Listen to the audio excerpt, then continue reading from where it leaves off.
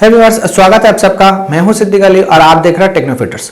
Viewers, आज बात करेंगे पॉपकॉर्न के एक्सेसरीज के बारे में, क्योंकि ये जो एक्सेसरीज होता है इसको लेकर कई कंपनी के बीच में कंफ्यूजन हो जाता है और इसका क्लियरिटी करना बहुत जरूरी होता है।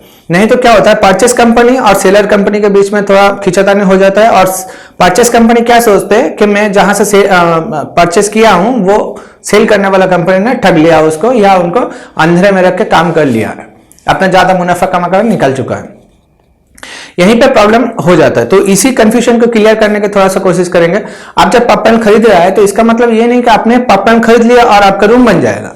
आपका रूम को इंस्टॉल करने के लिए जो आपका ड्राइंग है, डिजाइन है, उसके अनुसार या आपका एज पर साइट के अनुसार क्या होता है, काफी सारे एक्सेसरीज का जरूरत पड़ता है डिजाइन के अनुसार।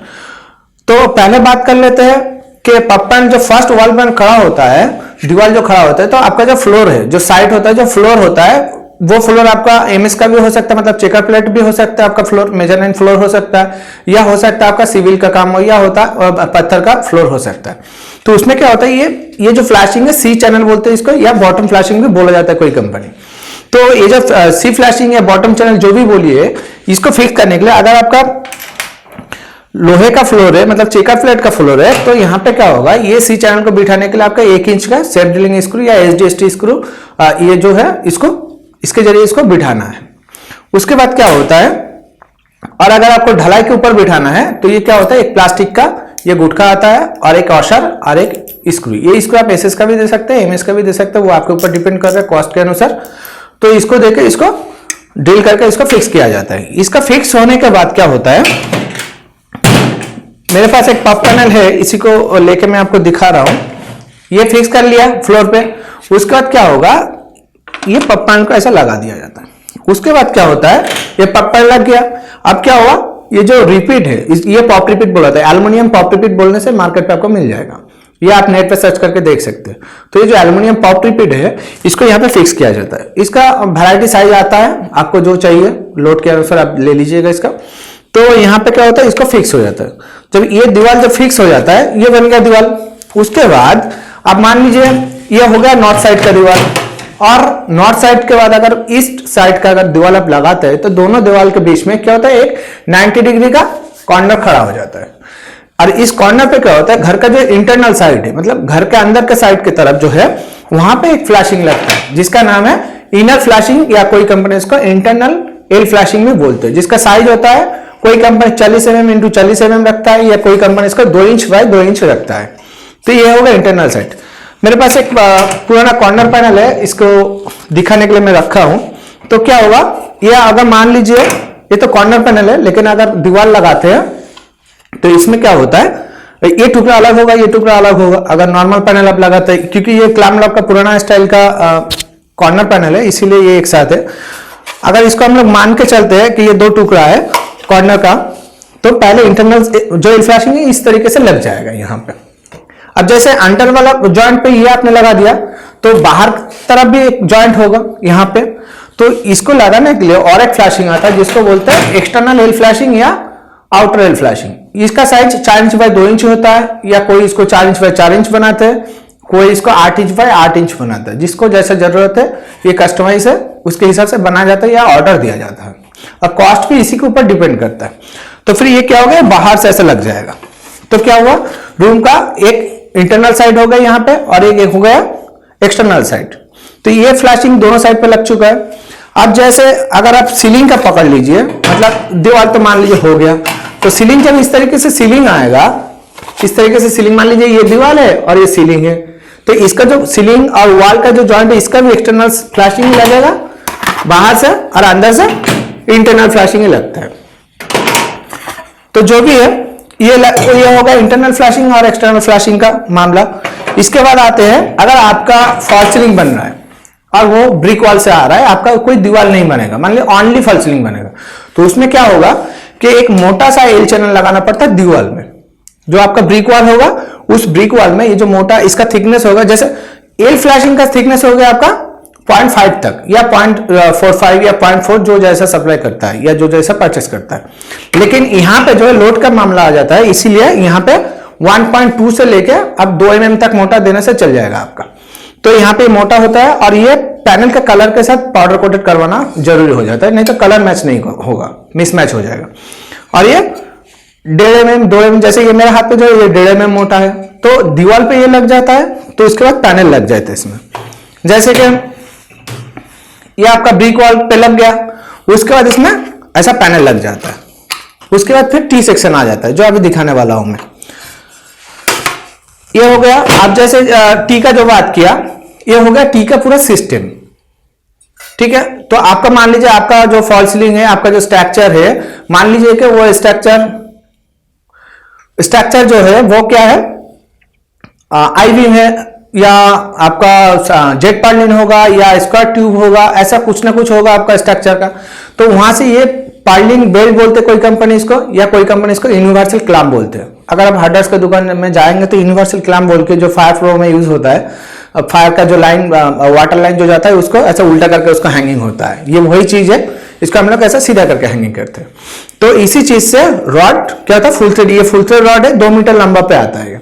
फुल थ्रेड ऊपर 2 नट, नीचे 1 नट, 2 वॉशर यूज होता है, फिर सीधा सीधा आता है आके ये क्लैम्प दिख रहा है, ये क्लैम्प इसको बोलते हैं टी क्लैम्प।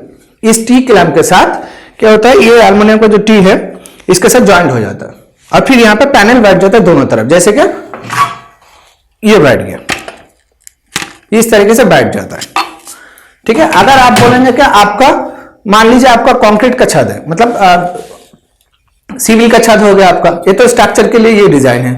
और इस डिजाइन का पूरा का नाम जो होता है ये सस्पेंडर सिस्टम बोलते हैं या सस्पेंशन बोलते हैं।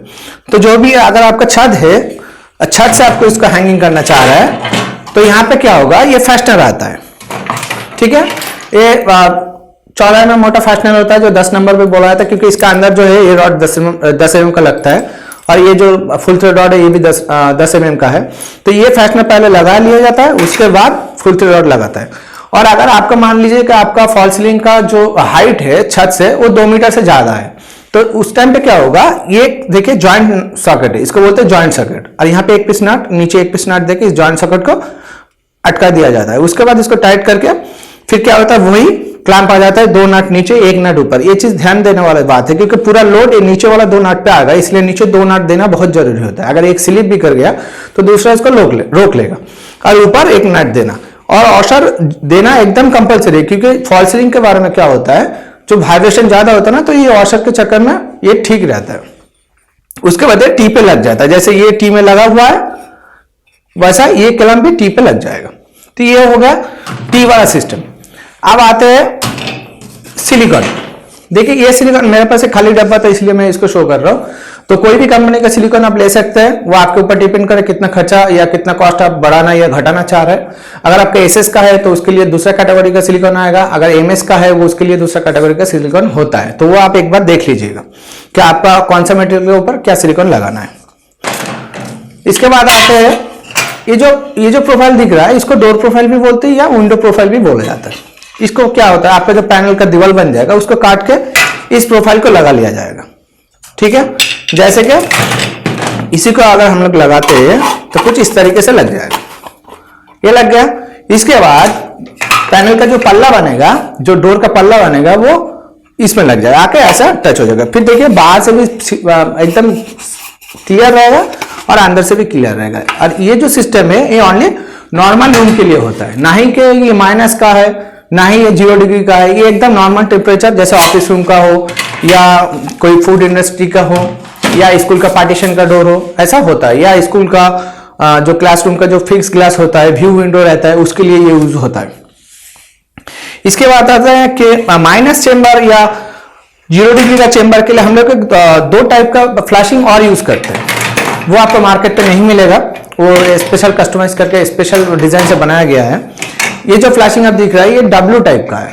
ये जो फ्लैशिंग है, ये जो इंटरनल फ्लैशिंग जहां यूज होता है, मैं फिर से वो पैनल का यूज थोड़ा करूंगा।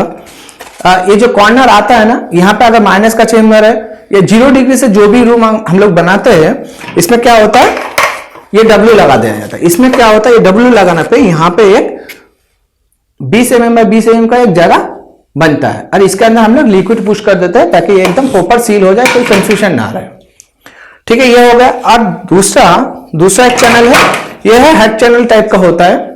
ठीक है, कोई इसको जॉइंट कवर बोलता है, कोई इसको बीम फ्लैशिंग बोलते हैं। तो इसको जो भी है, ये जो दो पब पैनल ऐसे जॉइंट होता है, मान लीजिए ये एक पीस पब पैनल हो गया, ये एक पीस पब पैनल हो गया, इसका जो जॉइंट हो रहा है यहाँ पे, ये जो जॉइंट हो रहा है, इस जॉइंट पर हम क्या करते हैं, ये जो फ्लैशिंग है इसको ऐसा लगा देते हैं। इसमें क्या होता है, इसके अंदर जो देखिए 20 mm बाय 15 mm का एक गैप है, इस गैप में हम लोग क्या करते हैं, लिक्विड पंप पुश कर देते हैं, जिसमें एकदम प्रॉपर सील हो जाता है, कोई लीकेज का कोई चांस नहीं होता, क्योंकि माइनस का चेंबर है और सिलिकॉन ज्यादा दिन तक टिकता नहीं है। ठीक है, तो इसीलिए ये फ्लैशिंग यूज किया जाता है, ये स्पेशल के लिए होता है। और जैसे -0 डिग्री से लेकर आप -40 तक यूज कर सकते हैं इसमें। और ये फ्लैशिंग लगाने में और सुविधा होता है कि पैनल का स्ट्रेंथ बढ़ जाता है। और दूसरा क्या होता है, मान लीजिए जहां पे काम होता है, ये गार्ड के लिए भी यूज हो जाता है, पैनल के हर एक मीटर दूर पे ये रहता है। तो इसमें क्या होता है, आप जो भी ट्रॉली यूज कर रहे हैं या जो भी मटेरियल रख रहे हैं, अगर वो ढस के अगर गिर भी जाए तो इसमें भी थोड़ा सा सपोर्ट आ जाता है।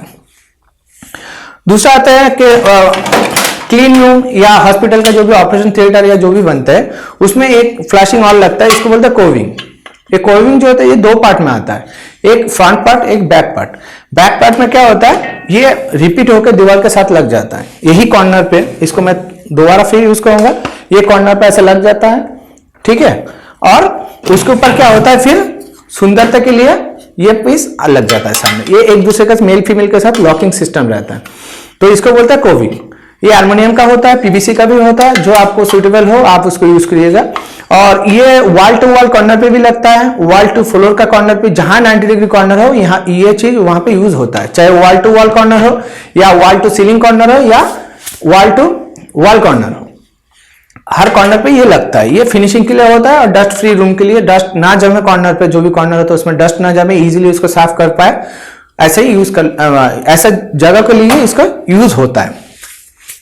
इसके बाद आता है कि कुछ स्क्रू क्या होता है, मान लीजिए आपका पैनल 20 फीट लंबा है, तो 20 फीट लंबा और मान लीजिए थिकनेस है आपका 60 mm या 50 mm या 40 mm, तो उसमें तो ये लोड नहीं लेगा। 20 फीट का लंबा पैनल और आपका थिकनेस है 50 mm या 40 mm, तो वो बैंड होने का चांसेस रहता है। इसीलिए क्या होता है, बीच में एक पर्लिन का सपोर्ट देके, चाहे आप इसका ट्यूब से दीजिए या कोई चीज से भी पर्लिन का सपोर्ट देके ये सेल्फ ड्रिलिंग स्क्रू मारा जाता है। इसको एचडीएसटी स्क्रू या सेल्फ ड्रिलिंग स्क्रू बोलते हैं। पैनल का जो थिकनेस रहेगा उसी हिसाब से इस स्क्रू का मेजरमेंट तय किया जाता है।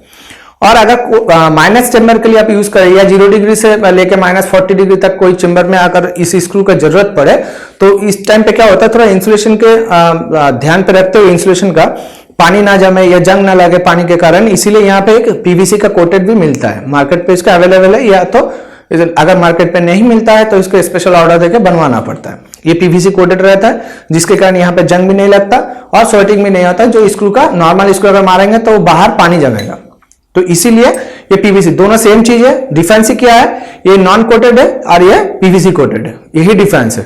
तो जहां पे टेम्परेचर का सवाल है वहां पे हमेशा पीवीसी कोटेड यूज करना बेहतर होगा। थोड़ा कॉस्टली आता है लेकिन आपके लिए बेनिफिट ही है।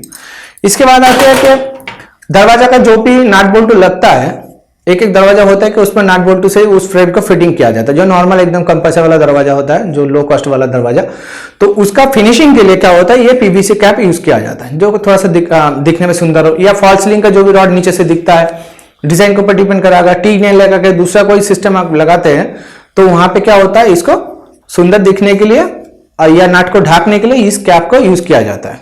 या हो सकता है मार्केट में ये वाला कैप ना मिले, क्योंकि ये स्पेशल ऑर्डर देके बनवाया गया है, किसी एक कंपनी ने बनाया है इसको। अच्छा, दूसरा बात है, जो ओल्ड मॉडल का जो भी आपका क्लैम लॉक पैनल है, उसमें भी एक छेद रहता है 10 mm का या 12 mm का एक छेद रहता है। उसके लिए उस छेद को बंद करने के लिए एक कैप आता है पीवीसी का, ये है, उसको बोलते हैं बाउंड कैप। तो ये जितना भी चीज मैं अभी आपके सामने दिखाया, ये सब एक एक्सेसरीज के पार्ट के अंदर आता है। तो यहीं पे हो जाता है कंफ्यूजन। इतना सारा मटेरियल, एक एक नट, एक एक वॉशर का हिसाब देना बहुत प्रॉब्लम हो जाता है। इसलिए कंपनी लोग क्या करते हैं, जो सेलर कंपनी है वो 1 लॉट एक्सेसरीज बोल के दे देता है, या पर स्क्वायर मीटर एक्सेसरीज इतना रुपया बोल के वो मेंशन कर देते हैं। जब इसका बिल ज्यादा हो जाता है तब जाके प्रॉब्लम शुरू हो जाता है। तो इस चीज को ध्यान दीजिएगा। इसको ठीक करने के लिए आप पहले आप काम करने के टाइम आप इसको बैठ के बात कर लीजिए कि क्या एक्सेसरीज लगेगा, क्या डिजाइन होगा, क्या पैनल लगेगा, उसका पूरा 3 पार्ट देख लीजिए। जैसे मैंने कहा कि एक हो गया पैनल का, दूसरा हो गया एक्सरसाइज, तीसरा हो गया इंस्टॉलेशन। तो तीनों का रेट पहले ही फाइनल कर लीजिए, या आप डायरेक्ट कंपनी को बोलिए कि जो जो एक्सरसाइज आप सप्लाई करने वाला है वो तो डिजाइन, जैसे डिजाइन बन जाता है या ड्राइंग बन जाता है तभी वो सेट हो जाता है। आगे जाके कुछ कम ज्यादा हो वो अलग बात है, लेकिन जैसे डिजाइन हो जाता है तो जो डिजाइनर है वो पहले इसका कैलकुलेशन निकाल लेता है कि उसका कितना नट बोल्ट, कितना वॉशर, कितना चाहिए। आप उस लिस्ट को मंगवा लीजिए, उसके हिसाब से आप प्राइस सेट कर लीजिए, ताकि दोनों कंपनी के बीच में कोई कंफ्यूजन पैदा ना हो, इसमें दिक्कत ही नहीं होगा। तो उम्मीद करता हूं कि मैं आपको समझा पाया हूं। अगर फिर भी कोई कंफ्यूजन है या कोई पूछना चाहते हैं तो आप डायरेक्ट हमारे इस नंबर पे फोन करिए या व्हाट्सएप करिए, या आप कमेंट कर सकते हैं, और हमारा वीडियो को जरूर शेयर करिएगा। हमारे साथ जुड़े रहने के लिए, हमारा वीडियो देखने के लिए धन्यवाद।